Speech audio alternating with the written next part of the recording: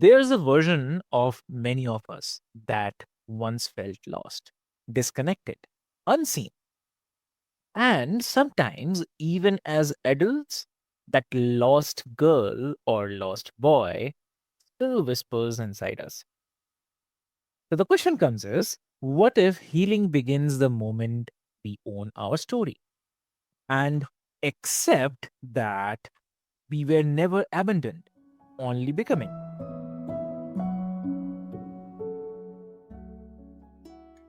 Listeners, welcome back to another powerful episode of Healthy Mind, Healthy Life, where we explore identity, healing, and the inner work that restores wholeness. I'm your host, Avik, and today I'm joined by a lovely guest. Please welcome Tamara. So, welcome to the show. Thank you so much, Avik. It's good to be with you. Thank you so much for joining us today. And, dear listeners, before we get deep into the discussion today, I'll quickly love to introduce you with Tamara.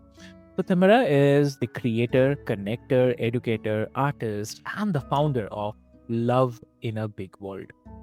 So, with over 30 years of service in education and community development, she has devoted her life to fostering hope, belonging, and healing through art, teaching, and shared story.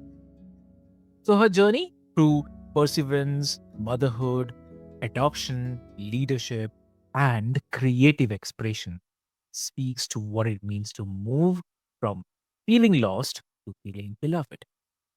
So, I'll not take much of your time, dear listeners. There are a lot of things to discuss today, and I believe you'll definitely love it. So, why to wait? Let's get started. Welcome to the show again. Thanks. Amazing. Amazing. So, Tamara, you use this phrase that lost girl, no more.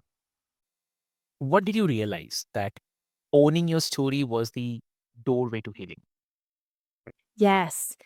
I'm so glad you asked that question, and I'll give you a bit of context for Sure. Lost Girl No More. Um, as you mentioned, I'm an artist, a multimedia artist. So I sing, I write, I paint. And last year, I set a goal for myself to have an art show.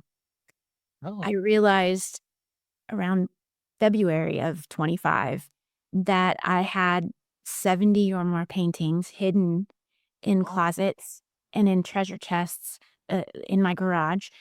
And I, that wasn't serving me or anyone in my community by hiding my art. And so I set a goal to have an art show and went about finding a place. Really, the first step was inviting one of my friends in and showing her my pieces because I didn't think I was very good. And I think we're our own worst critic, right? And so she took a look and she's like, "This is amazing." And I thought, "Really?" And I proceeded to hang the art all around my house. I devoted one of my rooms as a studio. And that process in and of itself of taking the pieces out of hiding, putting them on the wall, because my art is very, it tells my story and it always has my story through divorce, single motherhood, um, longing for a partner, like all of it. And just my life's journey. And so seeing the paintings on the wall and then again inviting my friend in to look at them too, it was just an awakening of, "Oh, I've lived a lot of life and I'm still here." And I've had a lot of hurts, but I'm still here. And, when I had the show, it opened in September of 25, and I set it up as, chronologically. So it told the story not of necessarily that when I created the paintings, but of how it told the story of my own life. And an interesting thing happened. As people moved through the exhibit, they saw themselves in the story. And mm, I realized that the more vulnerable that I am, the more vulnerable other people can be. The more honest I am about who I am and what my journey has been, I then give other people permission to be honest with themselves. And that was a revelation that came again through much therapy and conversation with friends and prayer and journaling and creating, right? So my own healing process but I don't think that I really fully owned my story until I got to the point of being willing and able to share it with others. And so the show was actually a declaration to myself and to the world that I'm not lost anymore, and that freedom and healing come through conversation and community. Hmm. I totally agree. Yeah. And I definitely love to ask one thing because um, healing means erasing the past, right? That uh, I believe most of us are aware of. But here, one thing comes is like the misconceptions, right? Like many people think that healing means moving on or forgetting painful chapters.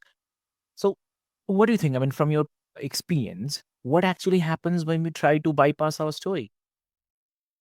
I think it stunts our growth.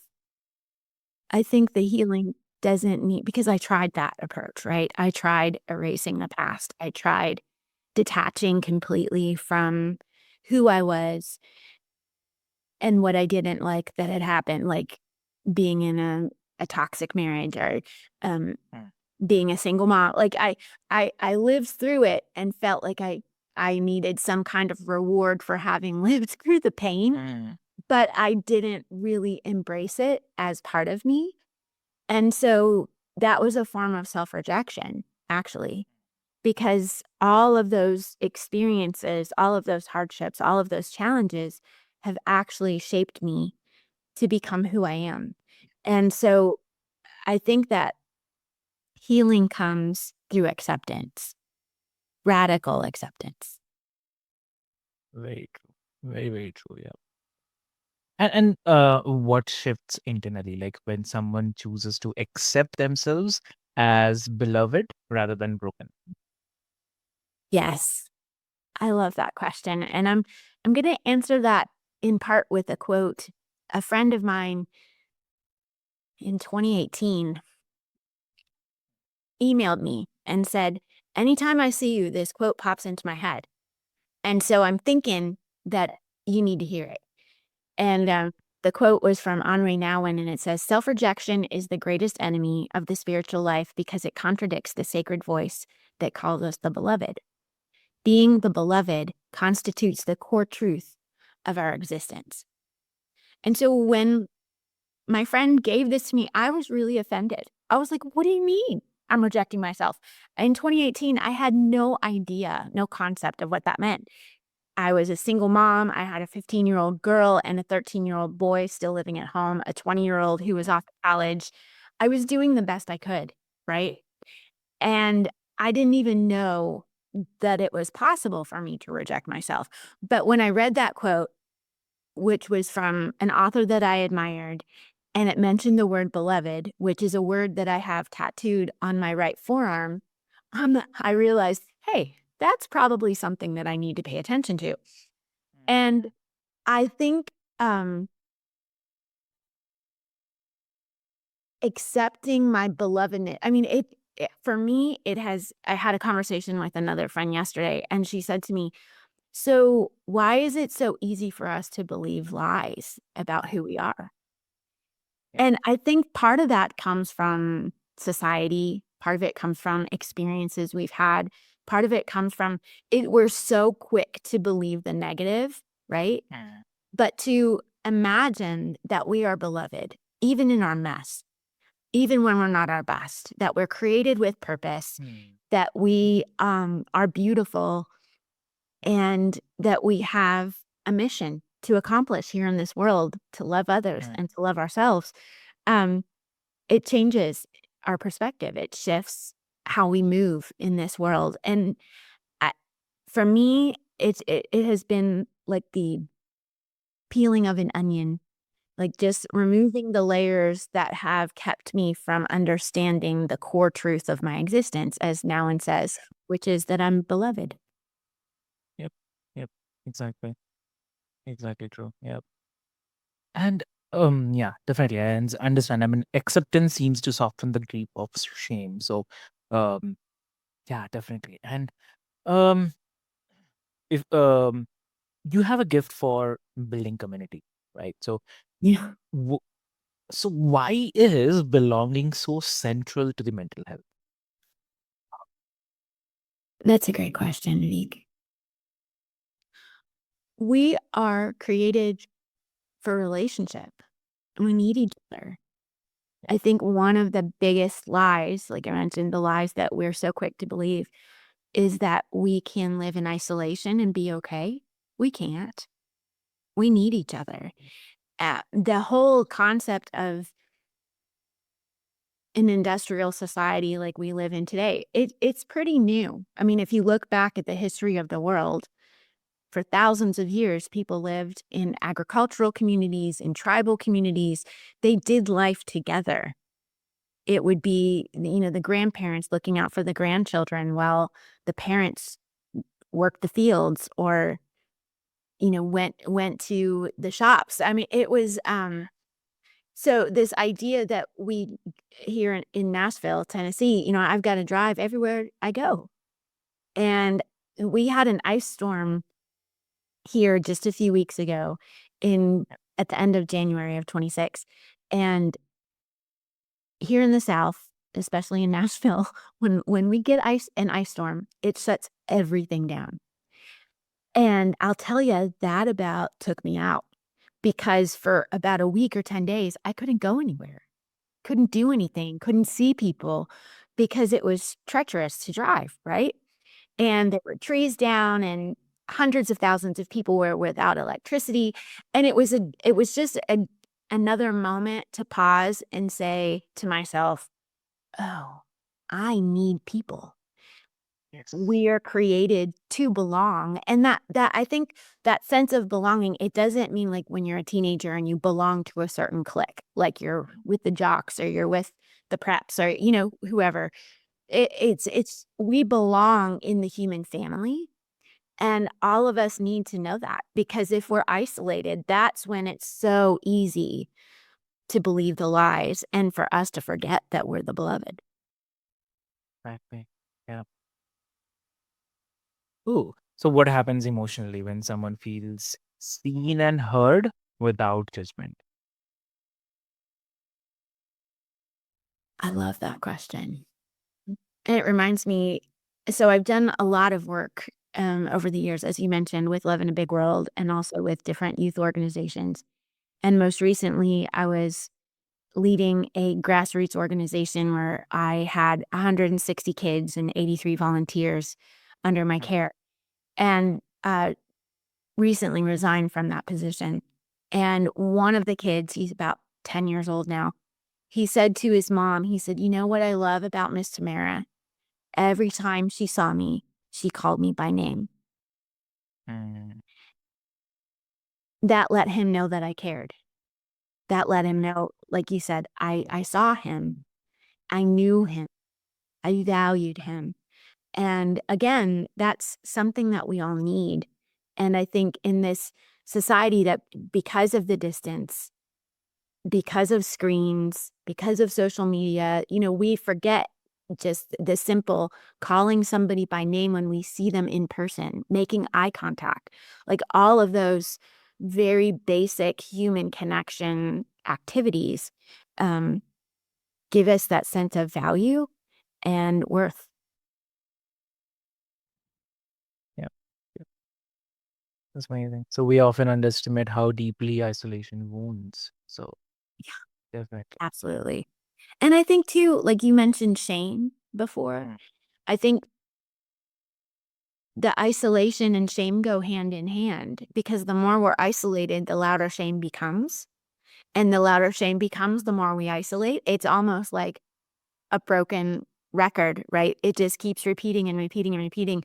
And we have to get out of that cycle. And I think that's one of the most powerful things about art. We can use art as a way to start telling our story even to ourselves. And when we have the courage to look at our story on canvas or on paper, if we're writing poetry or listen to it through music, then other people catch wind of it and they say, "Oh, that's exactly how I feel." We start to realize we're Mm. not alone and that we're all connected. Very true. Yeah. Yeah. So, for someone who's listening who still feels like that lost version of themselves, unsure, unseen, carrying old pain, what's the one small step they can take towards wholeness? So, what do you say? I think there's a lot of different tools that are available for people, and we all have to find what works for us. But I can share some of the things that have worked for me. One of them is journaling every day, just putting my thoughts uncensored down on paper Hmm. helps me get rid of the swirl. If I don't write it down, it can just start almost like a tornado in my head. So that's been a very helpful practice for me. Another practice that I've integrated into my life is gratitude. Hmm. And when I was going through some incredibly challenging times with my children in 2024, I had to take pen to paper and I had a jar. So I would write down one thing on each little tiny Post-it note that I was thankful for, and I'd put it in the jar, and then I'd let that jar fill up, and then I'd read it. Read all the different pieces of paper. Sometimes that practice of gratitude is more verbal than, printed, but just practicing gratitude has been another thing that's helped me. Um, Hmm. I think the third thing that's helped me is recognizing the connection between my mind and body Hmm. and how powerful that is. And so making sure that I'm taking care of myself. When I'm starting to spin, when I'm starting to feel disconnected from other people or even from myself, if I go take a walk Hmm. or if I do yoga, even some intentional breathing, like that all helps me recognize that I am mind, body, and spirit Yeah. and helps the pain move through me, if that makes sense. And, helps me realize that even yes, all that I'm thinking and feeling is real, but it doesn't have mastery over me. Exactly. Mhm. Very true. Wow. So, okay. And uh, uh, sometimes the bravest step is simply telling the truth, I believe. So, what do you think on this? Oh, yes, absolutely. Yes. I think telling the truth, even to ourselves, requires a lot of courage. Mm.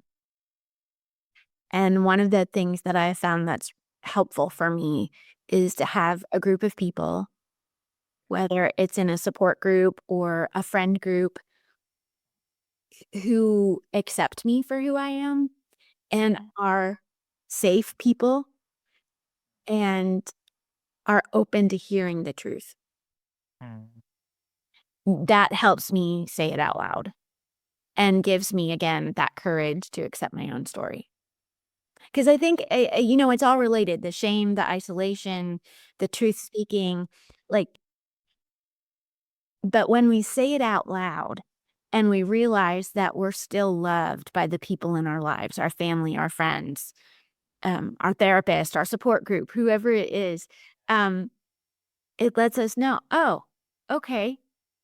Yeah, that was a really difficult thing that I went through, but Mm. like I said in the beginning, I'm still here. And they didn't leave me. They didn't abandon me because of XYZ. They're loving me through it." Oh, true. So, lovely. And also for the listeners who want to connect with your work, love in a big world, or explore your art and teachings, where can they find you? Yes, thank you so much for asking. So on socials, you can find Love in a Big World at Love in a Big World. or online at loveinaBigWorld.com. There's all sorts of resources, pre-K through 12th grade, and all sorts of educator resources, family resources as well. And then for my own art, writing, music, it's Tamara Creates on socials, Facebook, Instagram, and then my website is tamaracreates.com. Amazing. Amazing. So, dear listeners, what I'll do is I'll put all the links and the details into your show notes for easy reference so that you can easily reach out to Tamara. And with this hope, I would love to say that a healthy mind is not built by the perfection, it's built by belonging. And a healthy life grows when we remember we were never meant to heal alone. So, if this conversation touched something in you, share it with someone who needs a reminder that you are not lost, you are becoming. So, with this hope, until next time, this is your host, Avik, and this is Healthy Mind, Healthy Life. Stay open, stay honest, and choose connection. Thank you so much.